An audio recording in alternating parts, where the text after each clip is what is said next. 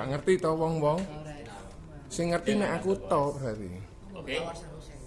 Back through C-case belakang. Tembus mesin otomatis. Ya. Kecepatannya lebih kurang 5 detik sehari. Ya. Tadi yang bilang nggak mau beli siapa? Nggak apa-apa ya. Ingat, poin prinsipnya gini. Suka beli nggak suka nggak usah. Setelah penjelasan saya, oke, silakan ya. So dia pertama kali saya bilang saya jual jam tangan. Saya jual apa? Jam tangan. Yang kedua ini saya buka jam tangan. Kemudian saya jual apanya? Coba. Fiturnya. Fitur, fungsinya betul? Ya, fitur lah, fitur. Betul saya jual fiturnya ya. Ya. Setelah Bapak lihat fiturnya Pak, otomatis, ya, back through C-case, kemudian ini severe charge. Bapak ada ketertarikan nggak? Istrinya. Oh ini istrinya ya? Saya sih juga punya, jadi tetap. Oke, dia tetap nggak? Oke ya. Teman-teman saya mau teman nanti lihat ya what happen. Oke. Tadi siapa lagi setelah ini? Oh coba dia tadi ibu. Silakan juga lihat Doris. Enggak ya? Tapi mau beli nggak? Enggak. Aduh. Oke, mana lagi? Ibu? Maunya dikasih. Ibu? Gimana? Enggak. Terus siapa lagi tadi? Tetap enggak. Lebih sopan yang sekarang. Oke? Oke. Teman-teman, kalau saya bilang jam tangan mewah di benak Anda, jam tangan merek apa? Rolex ya. Rolex ya. Hah? Rolex ya. Teman-teman tahu para pria pencinta Rolex rata-rata ninjanya adalah yang tipe ini. Sport. Bukan. Ini namanya Rolex Submariner Date. Ya, M116610L. Harganya 10.000 US dollar. Tapi Anda pergi ke seluruh Rolex ke seluruh dunia, no sold. Ya, saya sama ini penasaran cari ke Jerman. Waktu kita study, no sold Pak. Inggris berapa lama? 3 tahun. Ya.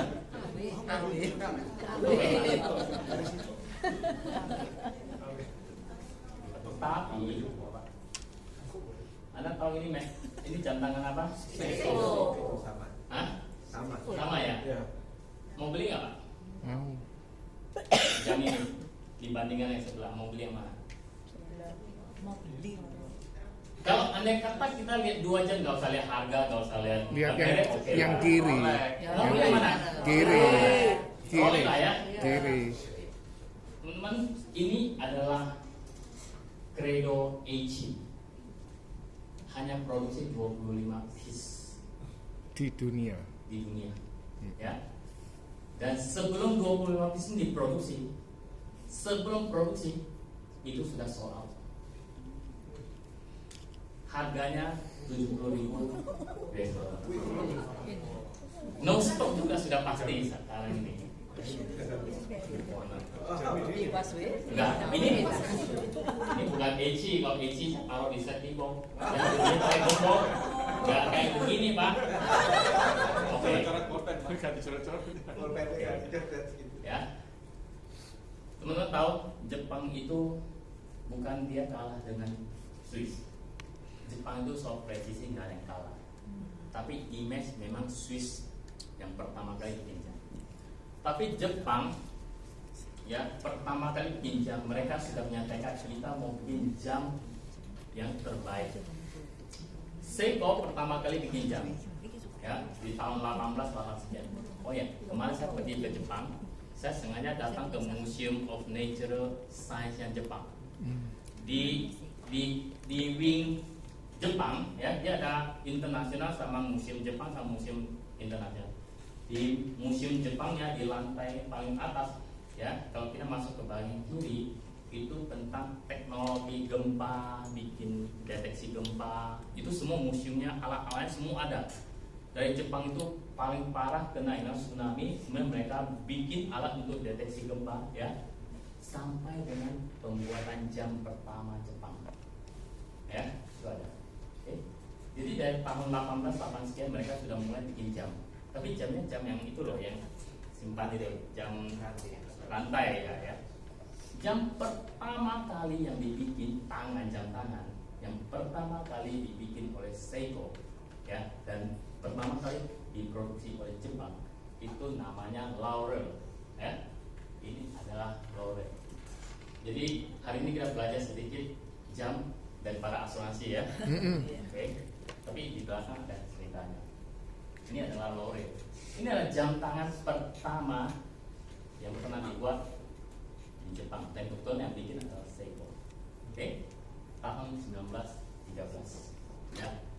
Dan di tahun 2013 tepat 100 tahun, ya, untuk memperingati 100 tahun pembuatan jam tangan oleh Seiko, mereka keluarkan yang namanya limited edition. Oke. Ini menyerupai, oke, limited 100 year celebration, ya, dan di seluruh dunia hanya dijual 1.500 piece, dan ini menjadi koleksi semua, diburu oleh semua kolektor jam tangan fans, ya. Dan ini adalah salah satunya, Black Edition, ya. Bapak boleh lihat di belakang sini, Pak.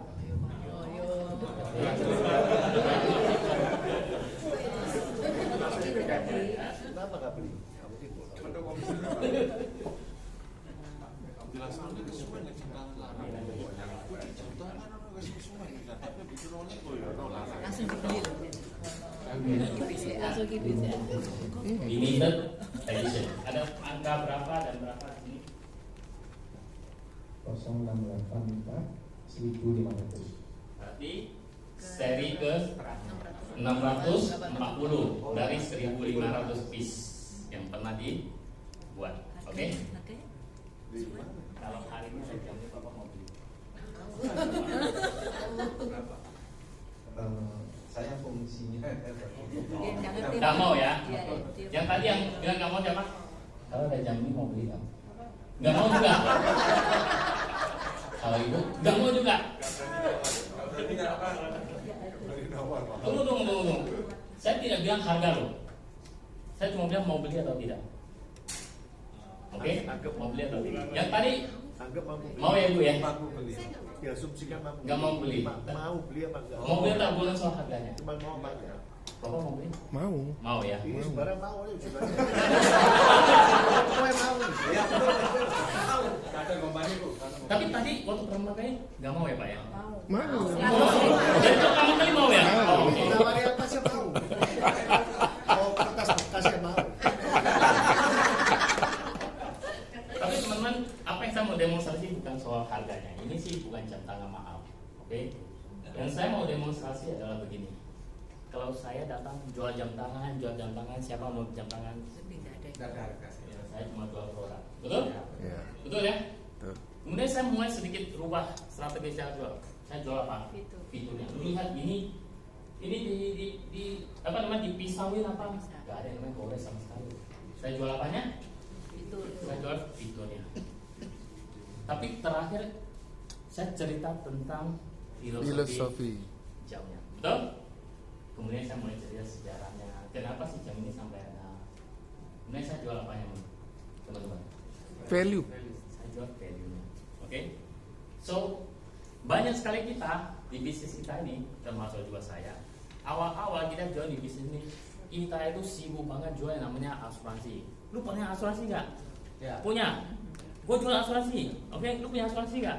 Gue lagi jual asuransi. Gue jadi agent full. Kita menjual produk. So, ketika kita menjual produk, begitu banyak rejection yang kita Terima. betul? Betul. Ya. Dan kita mulai desperate. Nah, ketika saya ketemu dengan si orang yang tanda kutip menjual sepatu ke saya itu, ya, dia membuat saya mengerti tentang bahwa kalau kita bisa menemukan value dan kita bisa menjual ke dia, itu jauh lebih bernilai, ya. Dan sejak saat itu baik saya maupun tim saya semua saya ngajarin tentang filosofi ini, teman-teman. So hari ini saya juga mau kasih tahu ke teman-teman, ya bukan orang nggak mau beli asuransi, cuma dia tidak tahu ini asuransi buat apa, ya. Buat apa ya gue beli ya? Gue sebenarnya nggak ngerti kok ini valuesnya buat saya apa. Nangkap ya teman-teman, oke? Nah, so saya pikir kita perlu merubah sedikit karena Indonesia marketnya masih besar sekali, ya. Market kita cuma 6,5% dari penduduk kita yang punya polis asuransi individu. Tapi kalau kita bisa merubah sedikit konsep kita menjual, saya yakinkan akan banyak masyarakat yang lebih banyak terproteksi, ya. Oke, kalau saya sebut ada 3 level, ya. Level paling rendah, low level itu jual produk, ya. Level middle itu kita mulai jual benefit. Ini bagusnya ini hebatnya ini canggihnya ini. Kita jual benefit. Tapi the most ultimate adalah kita menjual value, ya. Kenapa sih harus punya asuransi? Apa yang terjadi kalau nggak punya ini? Bagaimana dengan kondisi keuangan dia? Bagaimana dengan anak-anak dia? Bagaimana dengan keluarga dia? Bisnisnya terpengaruh tidak? Ya, kontinuitas dari orang-orang yang harus bekerja di tempat dia kalau dia nggak ada bagaimana? Values, ya. Value itu bukan dalam hal menjual polis asuransi, ya. Termasuk dalam merekrut orang, merekrut calon agent. Itu juga kita terapkan konsep values. Oke. Pak Wibi, saya sampai jam berapa? 6:30. Jangan dong. Oke. Ini oke. Ya udah saya cerita. Saya pernah cerita. Saya tunggu lupa. Hah? Jam 5 kalau kuat. Oke. Janganlah ya. Materi saya perlu beresin. Oke. Saya cerita dikit. Suatu hari ada agen saya closing dan biasanya agent closing saya selalu beli selamat. Ya selamat ya closing ya. Closing apa? Saya bilang oh saya closing PIA 1 juta. Oh bagus. Yang beli calon nasabahnya kerja apa? Di mana? Oh dia menjadi dokter usia 60. Lalu dia bilang 60? Hah? 60 beli PIA? Ini ngaco banget. Tapi saya nggak bilang sama agent saya itu ngaco banget. Saya tanya agent kenapa si dokter itu usia 60 masih beli PIA? Terus dia bilang dokternya bilang mau bantu saya doang. Oh gitu. Kapan mau ada polis? Nanti saya mau ikut, ya. Kemudian hari H polisnya jadi, agent mau ngantar saya ikut. Waktu ikut ketemulah dengan si dokter, ya. Tapi dia lagi tidak praktek, dia lagi ngajar di uni. Kemudian waktu kita datang, dia lagi mau ngajar, dia cuma duduk, dia pikir kita datang cuma kasih polis doang, ya. Kemudian kita datang, kita kasih polis selesai, saya mulai tanya-tanya, ya. Saya biasa suka nanya sesuatu yang berhubungan kerjaan dia, ya, keluarga dia, hobi dia. Itu biasa namanya kayak planning itu form-nya yaitu form ya teman-teman, family, occupation, recreation, and then message form. Nah dia cerita anak saya satu di Bali, satu di Hong Kong. Ya di Bali itu punya resort, yang di Hong Kong itu juga orang financial, jadi sudah sukses lah. Kota bilang luar biasa sekali, berarti tidak ada yang perlu dokter worry. Dia bilang enggak lah, saya mau worry apa lagi, ya. Ini saya ngajar aja juga uangnya saya buat sumbangin. Hah sumbangin? Ya dia bilang iya kan saya praktek tapi nggak payah bayar, obat-obat saya kasih aja. Wah saya bilang ini orang nggak butuh duit, betul? Nah, makin lama ngobrol terus mestinya dia sudah selesai dan dia harus pergi ngajar. Kemudian dia bilang sebentar. Kemudian dia telepon suruh lain ngajar dan dia lanjut ngomong, ya. Nah makin lama ngomong sampai satu titik saya merasa nggak ada harapan. Nothing I can do untuk dokter ini. Kenapa? Anaknya udah besar, hidupnya oke, ya. Dia tidak punya tanggungan, dia juga tidak akan susah, dan dia mau mati juga nggak akan ada orang yang menderita. Jadi saya sudah hampir putus asa. Kemudian saya ingat ada satu speaker dulu pernah ngomong begini. Kalau kamu ketemu dengan seorang calon prospek dan kamu sudah tidak temukan alasan kenapa dia punya asuransi, tanya pertanyaan terakhir, ya. Dan saya juga menanya pertanyaan itu. Pertanyaan itu adalah begini, saya bilang, dok, thank you hari ini sudah ngobrol banyak dokter. Saya tidak menemukan alasan. Saya bilang hidup dokter luar biasa lah, segalanya sudah settle lah, ya. Tapi kalau ada, boleh saya tanya satu pertanyaan terakhir dok, ya. Boleh ya dok ya? Dia bilang apa itu? Dok, ada nggak hal-hal lain yang ingin dokter lakukan, yang ingin dokter laksanakan sampai hari ini saya belum terlaksanakan? ada nggak hal yang dokter ingin lakukan gitu ya, ingin banget gue lakukan ya, tapi belum berhasil lakukan sampai hari ini. Dia diam sejenak, dia pikir, kemudian dia, oh ada, dia bilang ada, ya. Dia bilang ada, saya bilang apa itu, ya. Saya simak dong. Dia bilang, kamu tahu yang namanya Bodhgaya? Di sini ada yang tahu namanya Bodhgaya? Atau tahu apa itu Bodhgaya? Tidak ada yang tahu? Tidak ada yang agama Buddhis di sini berarti. Oh ada ya, nggak tahu Bodhgaya? Oke. Bodhgaya adalah salah satu lokasi di mana Siddhartha Gautama duduk dan mencapai pencerahan. Ya, tempat berziarah orang agama Buddhis. Ya, saya bilang saya tahu Bodhgaya, tapi saya tidak tahu kenapa dia bilang itu. Terus saya bilang, ya dok, kenapa dengan Bodhgaya? Ya, dia bilang di Bodhgaya itu hampir setiap tahun orang-orang dari segala penjuru dunia datang sana dan berziarah. Oke. Dan orang-orang datang biasanya mereka ada tempat tinggal, ya, ada donatur dermawan yang bangun rumah, bangun tempat penginapan dan itu gratis. Terus saya bilang ya, dan kemudian ya orang Indonesia yang bangun di sana belum ada, dan saya pengen bangun di situ. Oke, luar biasa. Luar biasa. Luar biasa. Tapi masih ada satu pertanyaan saya tidak tahu kenapa nggak bangun aja, betul nggak? Rasa saya, wah ada kok. Dan saya tanya, kenapa nggak bangun aja dok? Dan dia jawab, dan jawaban dia membuat saya Peluang. ada peluangnya ya. Dia bilang, ya saya dan suami saya kita beda keyakinan. Jadi kalau pakai uang ini nanti ribut. Jadi saya sekarang ini kalau ngajar, kalau apa ada di hidup saya simpen lah, ya. Kalau nanti saya sudah nggak ada ya mudah-mudahan dunia ini cukup untuk bantu-bantu bangun. Ya. Kemudian saya bilang ya dok, kalau boleh saya kasih satu idea. Kalau hari ini ada satu program yang dokter bisa setiap bulan sisihkan uang, oke? Kalau misalnya waktunya nggak cukup dan dokter tidak ada, ternyata uang itu bisa keluar sangat besar untuk bangun tempat itu.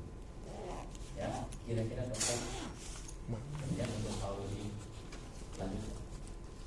Dia lipat tangan ya bilang, lu mau jual asuransi ya? Dia langsung lipat tangan, dia bilang, kamu mau jual saya asuransi ya?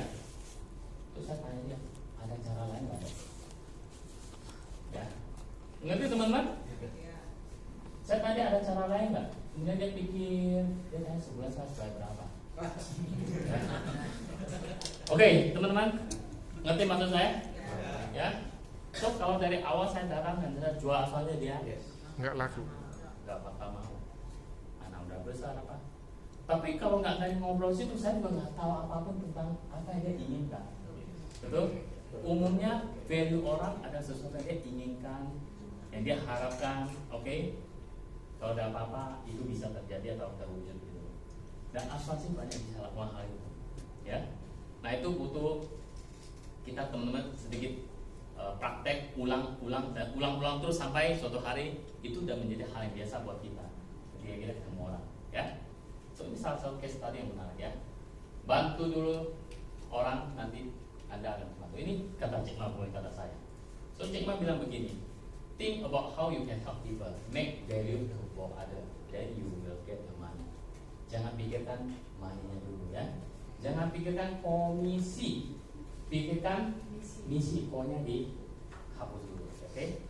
Bagaimana kita bisa memberikan nilai, values, poinnya akan datang kok nanti. Oke? So saya juga punya satu filosofi yang saya sering pakai, ya. Saya punya formula 100%. Ini sudah sering saya pakai. Dulu saya datang ke orang, saya ngajarin selalu bilang minta waktu 5 menit, kita mau presentasi, mudah-mudahan presentasi ini bisa berguna.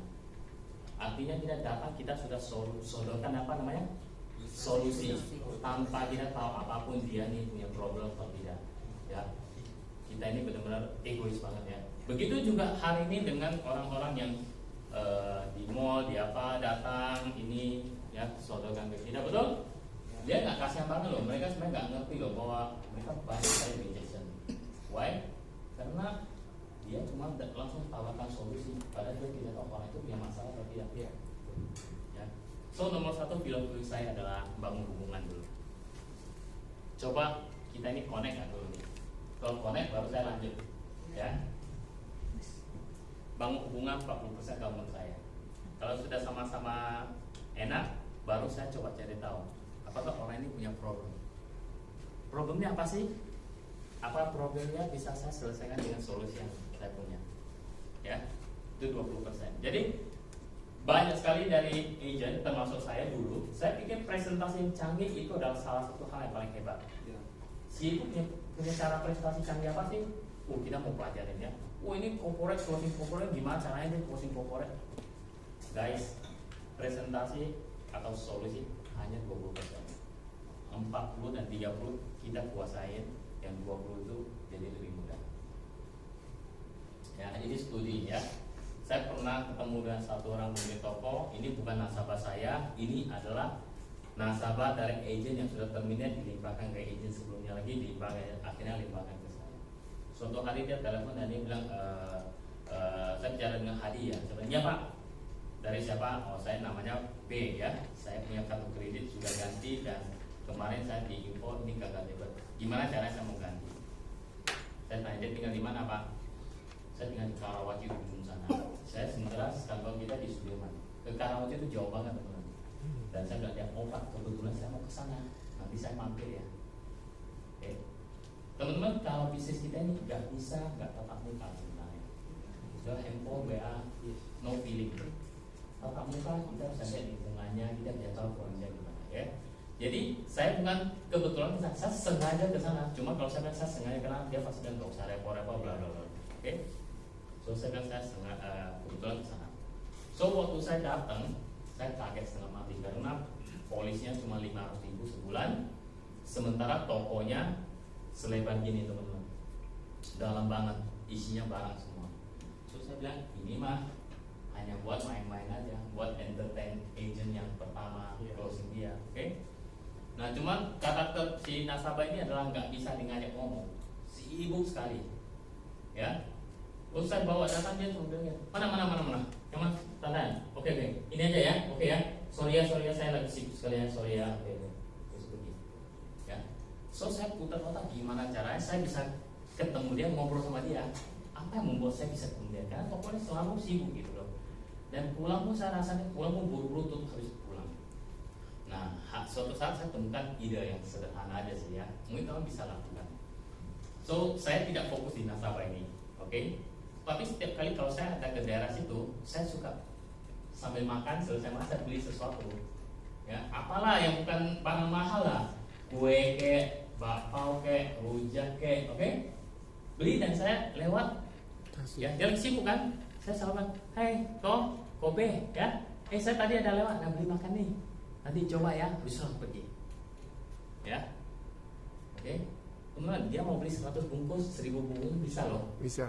Ya, tapi saya balik dan saya drop, gitu ya. Adalah 2 kali, 3 kali saya lakukan itu. Kali ketiga dia bilang, Pak, sini, ya.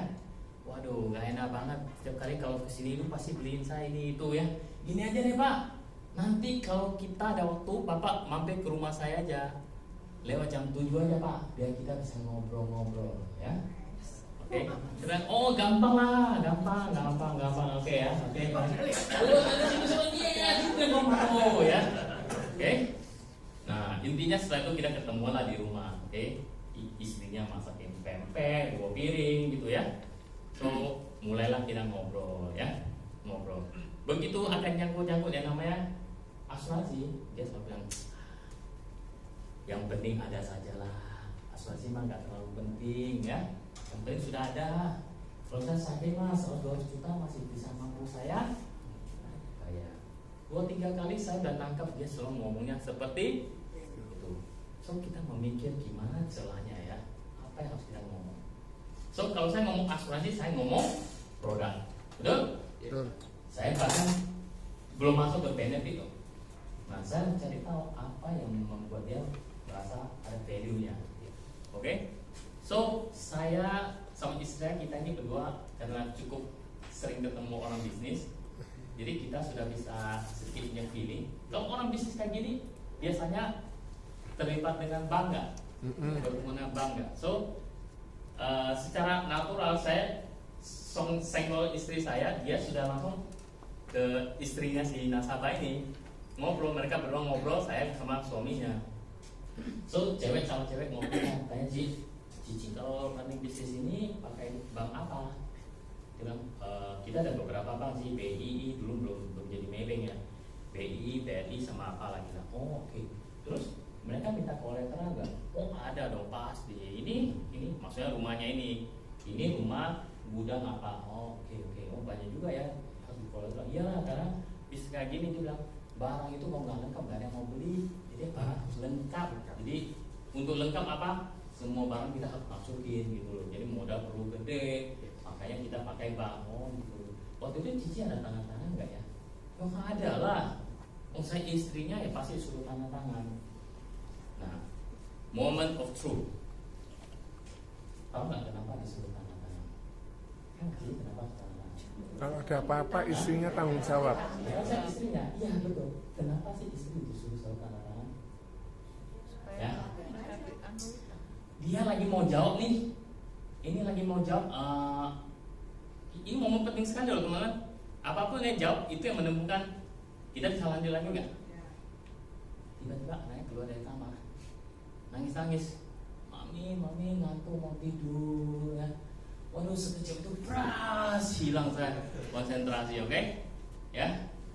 Dan hari itu kalau bisa kunci anaknya 5 menit lebih lama saya kunci dulu ya. Oke. Itu momen penting ya. Nah hari itu bubar kita. Padahal istrinya sudah mau ngomong sesuatu nih. Kita lagi mau tunggu apa yang ngomong. Berarti dia ngomong tentang problemnya kan. Kita bisa sodorin ini loh ada solusinya. Nah lewat beberapa hari istrinya telepon dan dia bilang waktu itu saya gak bisa tidur loh. Setelah lu tanya tentang kenapa gue disuruh tanda tangan, gue pikir-pikir bener juga ya. Kalau suami gue tiba-tiba gone ya, gue mana mampu bayar tuh hutang bank. Ya itu yang biasa kita temukan tuh Ci. Menurut Pak Hadi apa yang bisa kita lakukan? Oke, teman-teman, ya suruh polisnya 500.000 jadi 1 juta setengah mati, ya kan? Ini kita bisa dapat hutang bisnisnya, takutnya setengah mati dia. Tiap hari tanya, kapan Koko bisa medical? Kapan Koko bisa medical? Jadi intinya kita close nasabah ini untuk protect dia punya hutang bank, ya.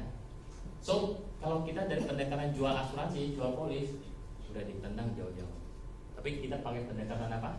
Jual hutang dia, untuk lindungi hutang dia. Dan dengan segera, dengan cepat mereka karena yang punya kepentingan dia tanya kapan harus medical, kapan harus medical. Teman-teman, apakah ini berlaku untuk semua orang? Enggak. Belum tentu. Oke. Ada juga teknik yang sama saya terapkan ke bisnismen yang sama yang sejenis nggak mempan, ya. Tapi kita tetap mencoba, ya. Saya bukan jual asuransi, saya penjual gunanya asuransi, ya. Itu kemarin siapa yang pasangnya di PT ya, Wibi kalau nggak salah ya. Jangan jual asuransi, jual apa yang bisa dilakukan oleh si asuransi, ya. Oke. Nah, ini yang saya cerita ke Pak Wibi waktu kita makan. Saya pernah dapat satu telepon sama juga kasus yang sama, kartu kredit expired. Apa yang harus dilakukan, ya? Dan dia bilang, saya bilang kita ganti kartu kredit, ada form yang perlu diisi. Karena saya tidak tahu ini nasabah siapa, nasabah limpahan, jadi saya selalu punya intention untuk saya mau ketemu. Nah waktu dia telepon, saya bilang saya datang kantor aja deh, ada form kok Pak. Jadi dia kasih tahu alamatnya, saya datang. Jadi dia seperti lorong begini, bukan lorong dia apa? City Love itu kayak apartemen tapi dijadikan kantor. Jadi dia ada kiri dan kanan. Di sebelah kanan itu begitu masuk ramai banget, ya. Saya masuk, dia bilang oh si Pak itu ada di sebelah kiri. Saya buka sebelah kiri, tidak ada orang, cuma ada satu duduk di ujung, ya. Dia duduk di ujung. Kemudian saya masuk dan dia bilang gini, ya, cool. Apa boleh stop dulu lah. Ngomong sama kita adalah minum lagi ya, ambil lagi, oke? Kalau dia nggak mau ngomong sama Anda, dia lihat jam. Udah mau selesai belum? Gitu. Oke, dia tawarin minum lagi. Nah, sampai akhir saya sebenarnya hanya mendengarkan, saya nggak banyak ngomong. Oh, gitu ya. Oh, mahal sekali ya. Intinya adalah dia cerita tentang bapaknya sakit kena kanker, habis 10 miliar lebih dalam 1 tahun. Ya. Dan dia merasa nyesal banget kenapa dulu mereka tidak beli yang namanya asuransi, padahal mereka mampu banget untuk beli. Dulu mereka lihat agen asuransi itu, mereka sebenarnya maunya ini, semuanya datang lagi. Ya. Kurang ajar ya. Kurang ajar ya. Tapi hari ini dia bilang, gue ngerti kenapa agen asuransi selalu bilang gini, uang kecil jaga uang besar. Gue baru ngerti. Ya, kita kami itu bodoh banget. Bapak gue tuh gak percaya asuransi, bodoh banget. Ya. Nah, setelah ngobrol-ngobrol, dimana dia bilang gini, kalau gue hari ini mau bikin asuransi gue naikin jadi 100.000 US dollar, bisa nggak? Juga nih, setelah ngomong panjang lebar ya, saya sebenarnya oh ya, sampai terakhir dia cuma tanya itu. Sebenarnya saya cuma tinggal jawab bisa atau tidak, betul nggak? Menurut teman saya akan jawab apa? Hah? Tunggu, saya pikir dulu. Menurut teman-teman saya akan jawab apa? Bisa ya? Saya nggak jawab itu. Saya tanya, Pak, kenapa Bapak sebut angka 100.000 dolar? Oh iya dong? Hah? Kalau yang bisa ya selesai 100.000 dolar. Saya tanya, kenapa Bapak sebut angka 100.000 dolar? Betul nggak? Teman-teman, kalau jadi saya, benar nggak? Juga bingung kan? Kenapa ya 100.000 dolar? Ya? Dan dia bilang, saya nggak tahu. Dia jawab, saya tidak tahu. Oke, kemudian saya tanya dia, kenapa nggak 1 juta dolar, Pak? Oh iya? Hah? Tapi habis saya ngomong itu saya sendiri terkejut. Ya, kenapa ya saya ngomong 1 juta dolar ya? Oh, habis itu saya cari tahu, saya cari ini alasannya. Kan tadi Bapak bilang itu habis 10 ya. Kalau cuma 1.000 dolar nggak cukup. Kalau 1 juta dolar baru cukup. Dia bilang, boleh juga, bikin aja 1 juta dolar. Oke? Ya. Oke, sini kita close 1 juta dolar teman-teman.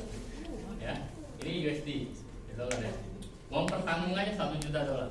Tapi case ini nggak langsung bertahap. Ya, bertahap. Tadinya bertahap itu nggak langsung 1 juta. Kita sepakat di awal, saya mau 1 juta. Tapi pada kenyataan di awal tuh teman-teman, dia tidak mau disuntik lah, dia takut jarum suntik lah, pokoknya medical apapun nggak usah. Jadi kita ngambil satu angka di mana yang dia nggak perlu medical dulu. Kalau tuh medical cuma urin sama LPK, jadi kita turunkan uang pertamanya. Dia nggak, usianya masih muda, ya. Dan ini baru bisa kita up dia di usia 31, ya. Dan setelah itu kita bukan cuma dapat 1 juta dolar dari dia, kita juga dapat